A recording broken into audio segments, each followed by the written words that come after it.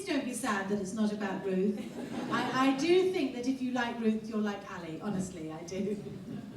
Elly is D.I. Elly Dawson, and she works for whom? So, Elly is a police officer. She lives and works in the East End of London, and she works for a cold case unit, and they call themselves the Frozen People.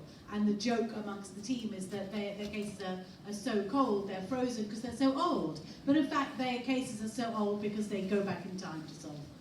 So Dr. Ruth Galloway had 1 foot in the past. Now you've put 2 feet in the past. Why time travel? What made you? What was that blitzkrieg moment that you thought, right, I'm going to write about time travel and crime?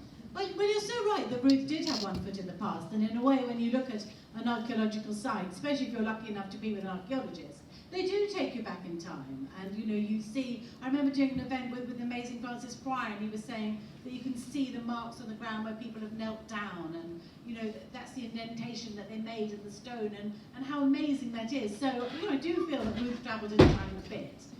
But I had always wanted to write a time travel book. And I've always been a big fan of time travel, including the Hitchhiker's Guide to the Galaxy, which I don't know if you all know, David was in. This is my agent. I'm not going to tell you who he played, but brain the size of a planet, they asked me to open the door, call that job satisfaction, but I don't. Marvin, the paranoid android. Yeah, it's true, it's all true. So I've always really loved time travel books. And when I was young, I think children's fiction does time travel really well. You think of A Wrinkle in Time, you think of Thomas Midnight Garden, Traveller in Time, Alison Utley. So I've always had a bit of an inkling to write a time travel book. And I occasionally said to my editor, I'd like to write a time travel book. And she said, yeah, when's the next Ruth? But as you all know, book 15 was the last Ruth for now. I haven't said the last because time is a funny old thing and you never know.